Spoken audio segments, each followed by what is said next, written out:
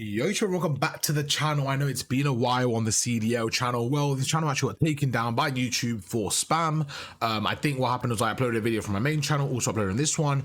It looks like it's resolved for now, so I'm really grateful that it's up and I'm hoping it stays up. So what we're going to do today is go through kind of a brand new series that we're going to just resume. Is basically daily CDL news, right? So a big inspiration was Tactical Rab. I used to watch his videos all the time when I really wasn't in the scene too much, and I would just get an update. I was at uni, I would kind of watch his videos and just kind of have an overview of the scene and what's going on, and I wanted to kind of do something similar without really just directly copying him, and just kind of, you know, just talk through the CDL Reddit, a few tweets that I found in the last day, and kind of just give my thoughts. So I just thought it'd be an interesting one. It's just allowing me to kind of catch up on the daily COD news, and you know, for you guys that are a bit more busy and stuff, or maybe not directly involved in the scene, you know, you guys can kind of follow along the journey. We'll try to do this maybe 5-6 times a week, maybe daily. We'll see how it goes, and just kind of give my, you know, my overall thoughts of the current CDL drama, because we always know there's stuff like that. Starting off with Mr. Vikul here, who has retired, and I'm going to go through that one as a statement.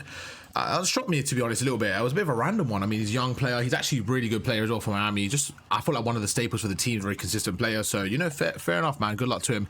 I'm someone that's, you know, I'm 24 years old. So for me, seeing someone that I can definitely understand the decision, you know, maybe thinking long term, he you know, wants to kind of focus on education and stuff. So I definitely feel for that. But yeah, I think it's kind of sad. I wish that it was a little bit more accessible for like the college COD and stuff. I wish the challenger route was a little bit more rooted towards college COD, which I think we'll do another video on, and the whole thing. Just generally, I feel like, for example, Vikul, if he should be able to, you know, play in challenges while he's studying or something like that, instead of kind of having to fully drop out. I wish there was something like that. Just kind of how we have with sports, right? We got scholarships in sports and stuff where you can kind of still study for a degree and do your sports. I wish there was something like that for Call of Duty at a higher level with more sponsors. So I do wish that that's what happens in the future. But yeah, quick look at his statement. You can see, you know, after 2 incredible seasons with Heretics and Mutineers, you know, and one with Toronto and Challengers, he wants to basically kind of just, you know, stick to his studying right there. You see, you know, it's time to continue my studies in mathematics, returning at university. So good luck to him, man. He was a great player, great person in the scene. And yeah, you know, I just wish him the best, man, because it's obviously sad seeing someone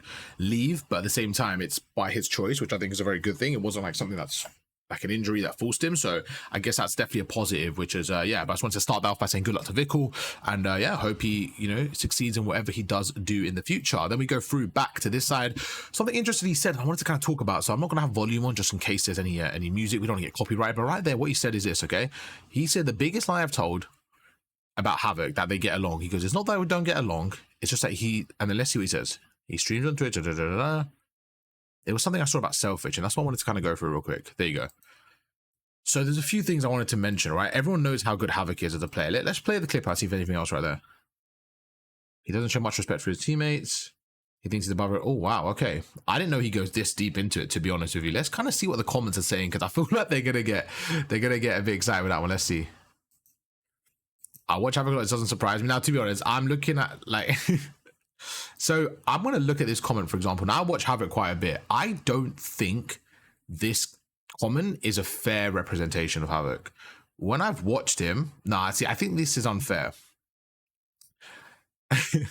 I think this is unfair. This is very, very unfair from the fan. Now I will say I can't take Reddit too seriously. I really can't take Reddit too seriously.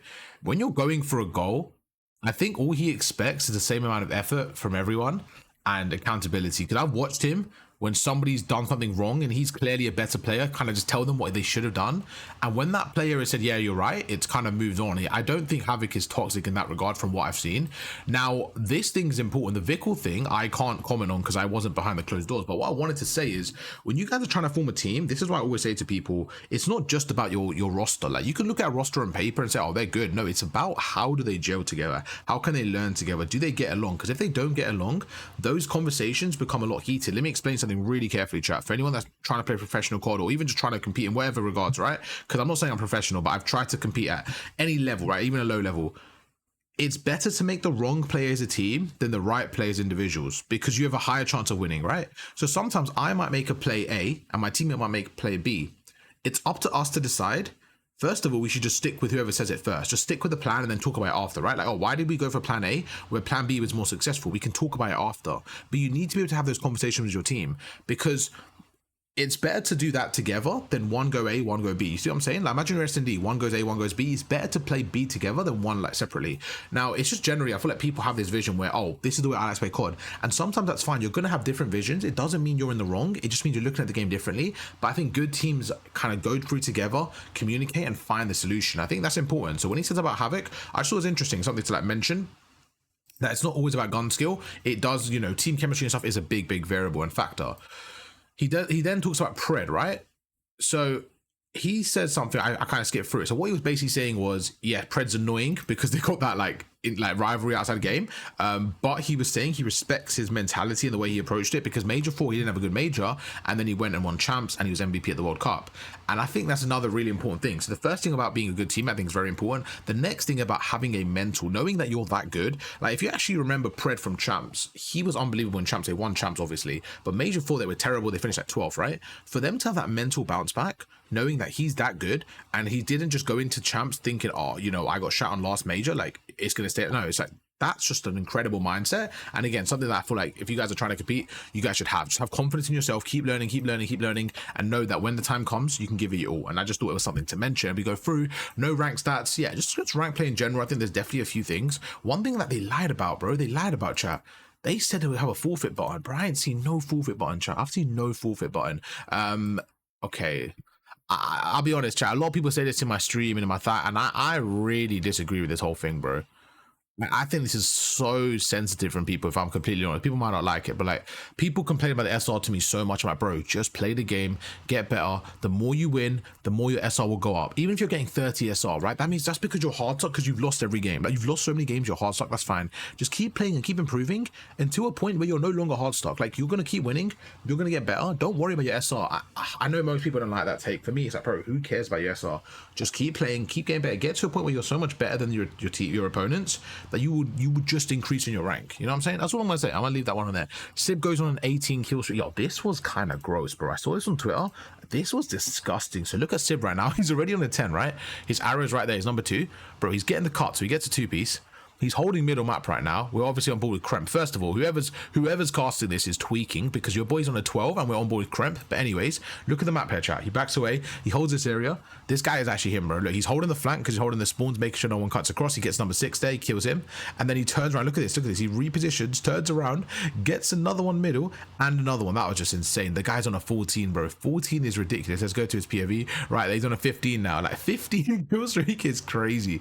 Nah, this is actually insane. And it's on his old team as well, chat.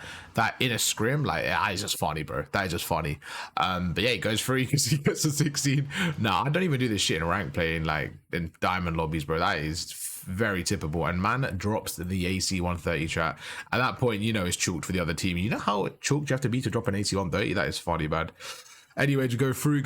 I mean, I don't really care about that. Kenny, oh, not Kenny, Kason. I saw Kenny there. I saw maybe tweet. Kason side is solo queue to top 250. Chat, do you guys think he's going to get that? There's no shot he gets top 250. I'm sorry, there's no shot. He might hit Crim. There's not even a chance he gets top 250 solo, bro. As someone that plays solo queue, there's not a chance he gets top 250 solo queue. Since the JA stuff is confusing, the Scrap made it clear that knives are no longer GA'd. I did see that. Everyone has now said for a week the knife is still on. Yep, he loves arguing with fans. But anyways, yeah. Yeah, so knives are no longer GA'd. I think that was a failure one to start with, and we'll keep that there.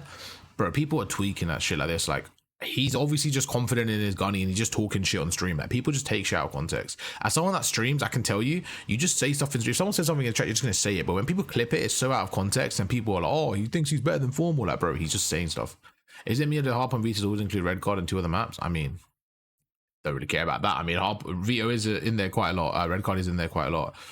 And yeah, I mean, that's going to be it for the CDL news. Nothing really crazy. There's a few other stuff, but we'll leave that for there. I wanted to go through a few quick little tweets and then we'll end that one there for the first episode kind of back. Let me know how you guys want to see it, if there's anything, especially if there's anything like really like, you know, a lot of drama or whatever. We'll kind of go through that more detail, but I just want to have like a wide overview, go through a few tweets I find, a few Reddit stuff, and just kind of have a conversation with you guys daily. What's the best competitive Call of Duty in the last 4 years? Okay, I'm going to rank them. Ready?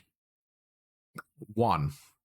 You know what? Let me get the pen out. Let me get the pen out, chat. I want you guys to rank these as well, because I think I have an answer straight away, chat. I'm gonna go for it as soon as I get this pen out. Ready? This is my order, okay?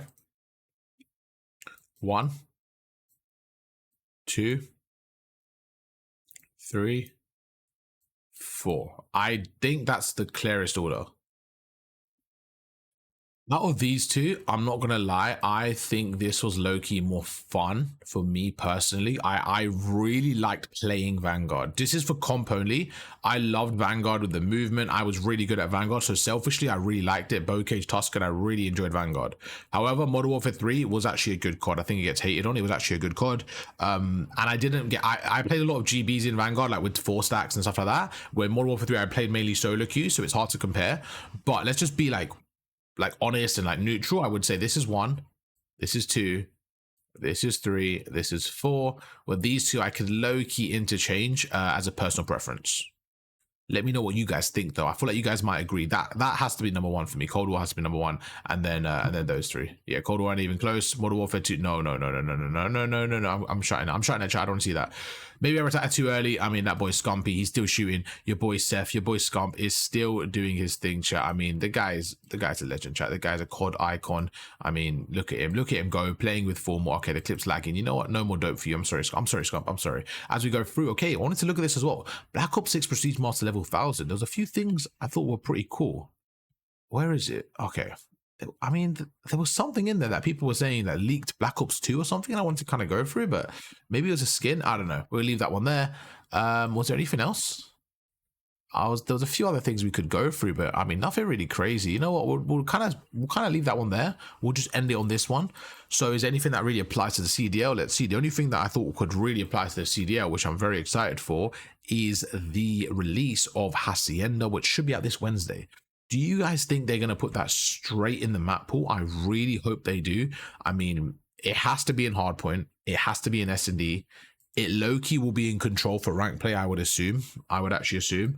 So yeah, I'm very excited for Hacienda, man. It'll be a fun map. To be honest, I'm actually starting to like these maps a little bit in rank play, but I'm not loving them. Do you guys agree? For me, the way it's working right now is the maps are good in rank. They're okay. The maps are like average in rank play. They're not bad. They're not good, but that's it. There's no like amazing maps, but at the same time, there's no terrible maps like with Red COD. Like for example, last CODs, like we had like Gavutu, like Fortress Control, you know what I'm saying? Like, there was really bad maps that you're like, oh my god, I don't want that. For this COD, I feel like it's only Red Card Hardpoint. Like, sorry, yeah, just Red Card Hardpoint is the only one I say is like terrible. The rest of them are actually okay. I don't mind playing, but we need a few good maps. That's the only thing. If they can add like Hacienda, Frequency, add a few more good maps, I think we're actually in for a good year. But that's gonna be it for today.